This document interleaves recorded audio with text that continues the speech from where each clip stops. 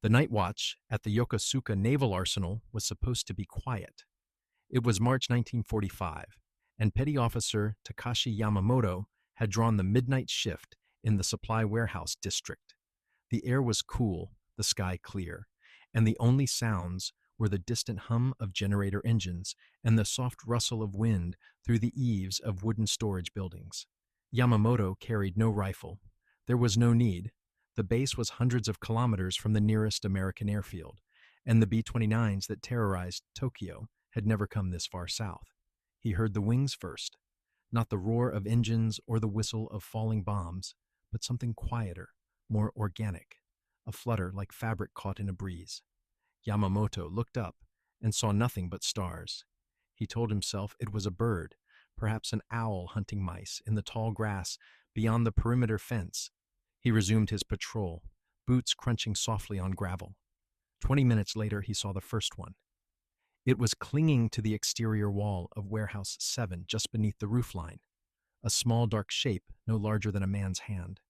Yamamoto approached slowly, curious. The creature didn't move. Its wings were folded tight against its body, and something metallic glinted at its chest. It was a bat. But bats didn't carry objects. Bats didn't have small cylindrical devices strapped to them with thin wire harnesses. Yamamoto reached up, and that was when he noticed the others. There were dozens of them, maybe hundreds, tucked into narrow gaps between roof tiles, clinging to wooden beams beneath the eaves, pressed into corners of door frames. Every building in sight seemed to have them. They were motionless, silent, waiting. The metallic glint was everywhere. The first fire started in Warehouse 12 at 0347 hours. By dawn, 18 structures had been destroyed. By 1942, the United States faced a strategic problem that conventional military thinking could not solve. Japan was winning the Pacific War. Its cities, industrial centers, and military infrastructure lay thousands of miles from the nearest Allied air bases, the B-17 Flying Fortress and B-24 Liberator. The workhorses of the American bomber fleet lacked the range to reach the Japanese home islands from any secure Allied territory. Even if they could, the journey would leave them vulnerable to Japanese fighter interceptors for hours, with no possibility of escort protection. Early raids launched from Chinese bases were costly, ineffective, and unsustainable. The few bombers that did reach Japanese cities faced another challenge: accuracy. High-altitude bombing, necessary to avoid anti-aircraft fire, was notoriously imprecise. Bombs intended for factories often landed in open fields or residential districts, achieving little strategic value. Precision targeting required low-altitude runs, which exposed aircraft to devastating ground fire. The mathematics were brutal. For every ton of explosives delivered to a Japanese target, the cost in fuel, aircrew lives, and lost aircraft was staggering. But the nature of Japanese urban construction presented an opportunity. Unlike European cities, which were built primarily from stone, brick, and concrete, Japanese cities were constructed largely from wood and paper. Homes, shops, warehouses, even military administration buildings relied on timber frames, paper screen walls, and tile roofs. Population density was extreme. In Tokyo, Osaka, and Nagoya, residential districts sprawled outward in tightly packed neighborhoods where buildings shared walls and narrow alleyways made fire breaks impossible. A single incendiary device, properly placed, could ignite an entire city block. American strategists understood this. Fire was the answer, but delivering incendiary bombs in sufficient quantities remained the problem. Traditional bombing required hundreds of aircraft, thousands of tons of ordnance, and acceptable losses that were anything but acceptable. The Army Air Forces needed a weapon that could bypass distance, bypass defenses, and deliver fire deep into the heart of Japanese cities without risking a single pilot. They needed something small, dispersed, and impossible to intercept. They needed something that could fly itself into enemy territory, find shelter in the structures they intended to destroy, and ignite on a timer hours after arrival. They needed a weapon that didn't look like a weapon at all. Dr. Lytle Adams was not a military man. He was a dental surgeon from Irwin, Pennsylvania, an inventor of modest success, and a friend of Eleanor Roosevelt. His contributions to the war effort, if any, were expected to come through war bonds and rationing compliance, not strategic weapons development. But Adams had a habit of thinking sideways, of seeing connections where others saw only obstacles. It was this habit that led him to Carlsbad Caverns in December 1941, just weeks after Pearl Harbor. He had been driving through the southwestern desert, taking what he later called a patriotic tour of the American landscape during wartime. The detour to Carlsbad was unplanned, a roadside attraction to break the monotony of long highway stretches. Adams arrived at dusk, the worst possible time for a cavern tour, but the best time for something else entirely. He stood at the mouth of the cave and watched the bats emerge, millions of them, Mexican free-tailed bats pouring into the twilight sky in a living column so dense it blotted out the stars. They rose in spirals, dispersed in all directions, and disappeared into the desert night. Adams had read that the colony numbered somewhere between 5 and 10 million individuals. He watched them fly, and he thought about Pearl Harbor. He thought about Japanese cities. He thought about wood and paper and fire. What if you could weaponize them? The idea came fully formed, as if it had been waiting for him. Bats were nocturnal. They sought shelter in dark, enclosed spaces during daylight hours. They could fly dozens of miles from a release point and disperse naturally without human guidance. They were small enough to evade detection, numerous enough to overwhelm any defense, and native to regions with climates similar to Japan. Most importantly, they would seek out precisely the kind of structures the U.S. military wanted to destroy: attics, eaves, crawl spaces in wooden buildings. Adams returned to his hotel and wrote a proposal. He addressed it to the White House, bypassing every conceivable layer of military bureaucracy. He titled it simply, "A Plan to Bomb Japan with Bats." He included sketches, calculations, and a passionate argument that this unconventional approach could end the war faster and with fewer American casualties than any conventional strategy. He mailed it in January 1942, expecting nothing.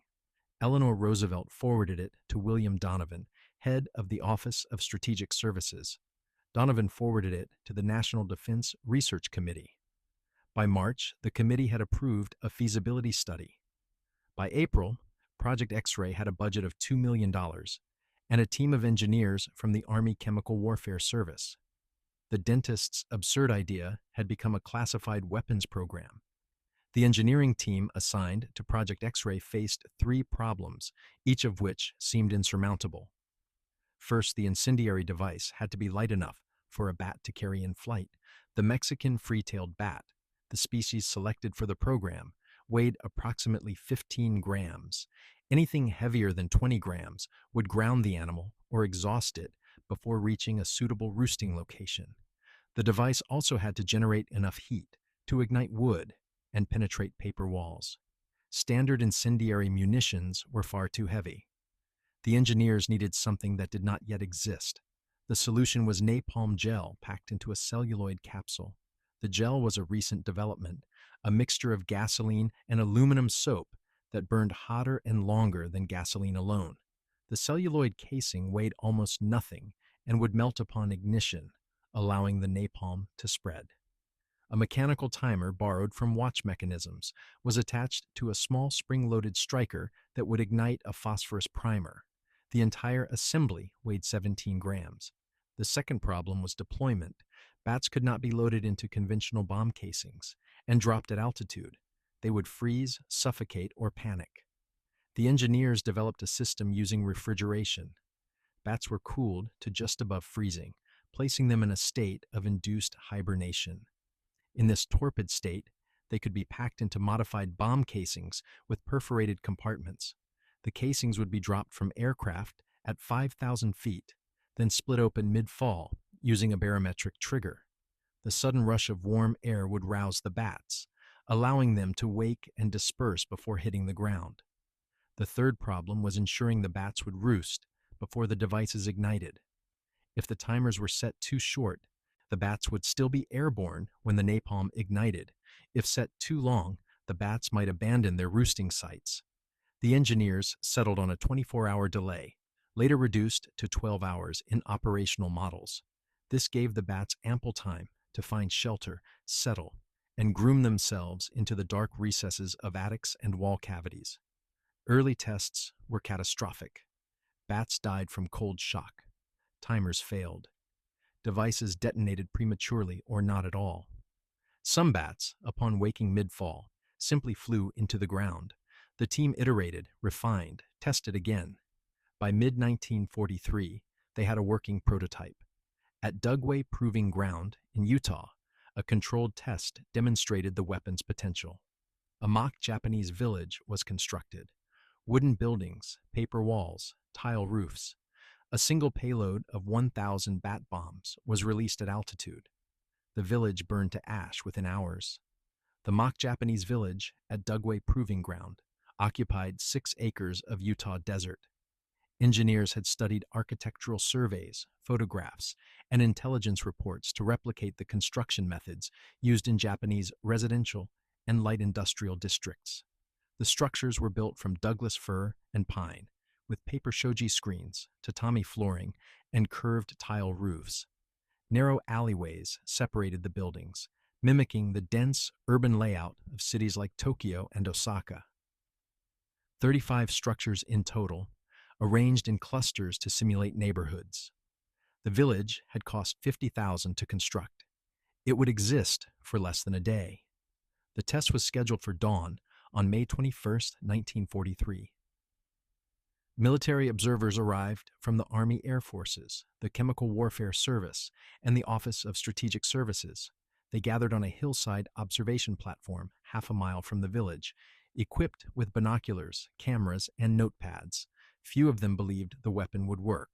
Most expected failure, perhaps an amusing one.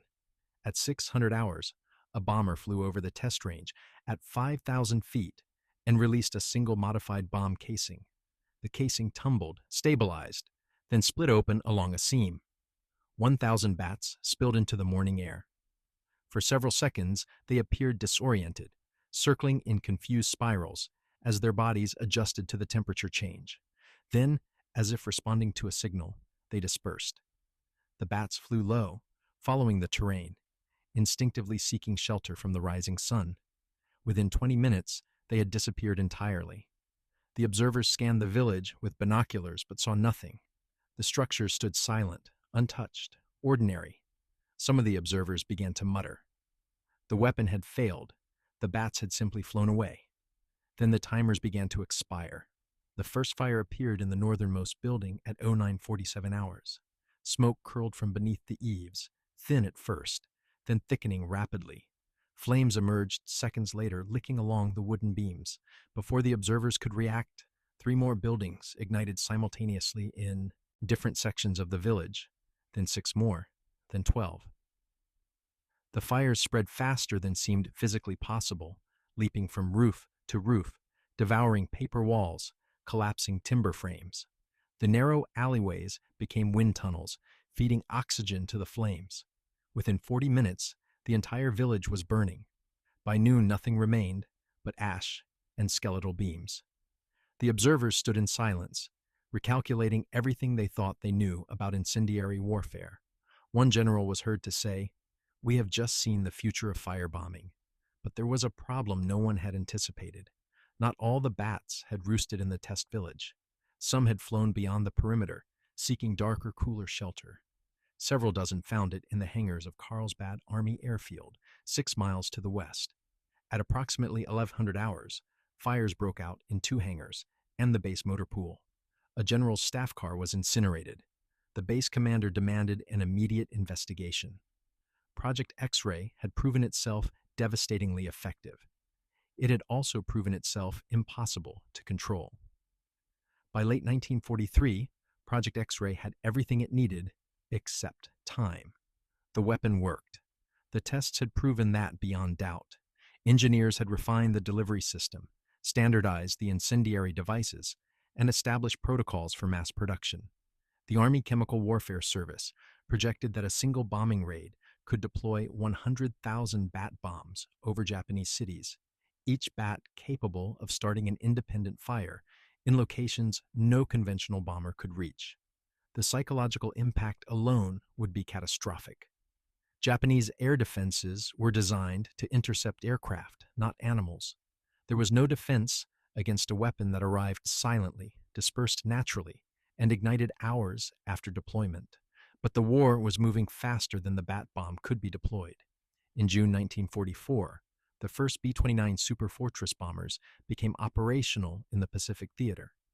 These aircraft had the range to reach Japan from bases in the Mariana Islands, the payload capacity to carry tons of conventional incendiaries, and the altitude capability to evade most Japanese interceptors.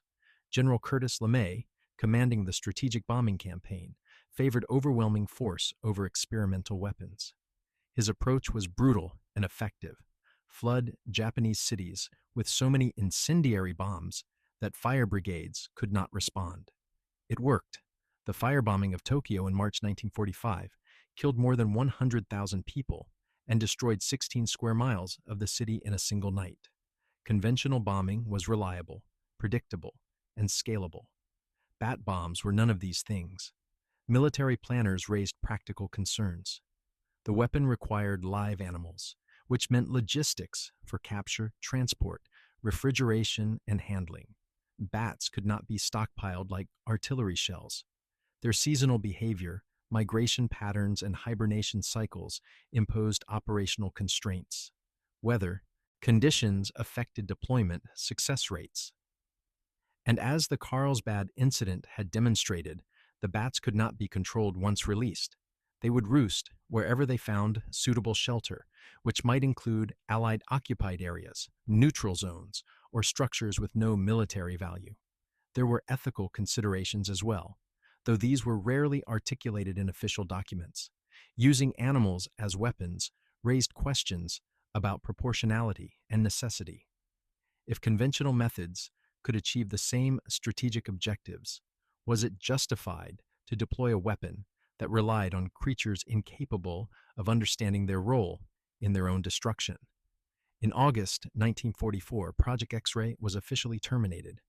The program had cost $2 million and produced several thousand operational units. Most were destroyed or placed in long-term storage. A small number, however, were shipped to forward bases in the Pacific as part of existing logistics chains. Some were labeled as experimental ordnance. Others were mislabeled entirely, lost in the chaos of supply requisitions and inventory transfers. Official records indicate the weapon was never used in combat, but official records do not explain the fires at Yokosuka or the similar incidents reported from airfields in Okinawa, Iwo Jima, and unnamed islands where American forces had recently established positions. They do not explain the testimonies of Japanese soldiers who described wings in the darkness and fires that appeared without warning. Perhaps the bat bomb was never officially deployed, but silence in war is not the same as absence. The men who survived the Yokosuka fires never forgot the sound of wings. In the months following the incident, reports began to filter through Japanese military channels. Soldiers stationed at coastal bases described nights when the air filled with fluttering shapes, when roofs became hunting grounds for creatures carrying fire. Some reports were dismissed as hallucinations brought on by exhaustion and stress. Others were filed and forgotten, too strange to categorize, too consistent to ignore entirely. The psychological damage was measurable, even when the physical destruction was not. Night patrols became exercises in paranoia. Soldiers inspected roof lines with flashlights, searching for the glint of metal among shadows. Wooden barracks, once considered safe from aerial bombardment, became sources of anxiety. Men slept poorly, waking at every sound, unable to distinguish between harmless nocturnal animals and weaponized ones. The weapon's true power was not its incendiary payload, but its ability to erode the sense of safety that came from fortifications, distance, and military discipline. The Americans had found a way to bypass all of it. They had turned nature itself into an instrument of siege. Traditional warfare operated on principles of visibility and predictability. Bombs fell from aircraft you could see and hear. Artillery shells came from guns you could locate and target. Even saboteurs left evidence of their presence. But the bat bomb violated these principles entirely. There was no bomber formation to track, no engine noise to alert defenders, no moment of visible threat before the attack began. The weapon arrived in silence, dispersed naturally, and struck hours later when soldiers had returned to routine, when guards had changed shifts, when memory of the wings had faded into the background noise of war. Project X-Ray was officially a failure, a weapons program that consumed resources and produced nothing of strategic value. But its legacy extended beyond the mock villages of Dugway Proving Ground. It demonstrated that unconventional warfare could achieve effects far beyond simple destruction. The most effective weapons, history would prove, were often the ones that attacked the mind rather than the body. Dr. Lytle Adams returned to his dental practice after the war. He never spoke publicly about his invention. But on certain nights, when asked about his contribution to the war effort, he would say only this: the weapon worked, perhaps too well. The silence before the fire was more terrifying than any explosion.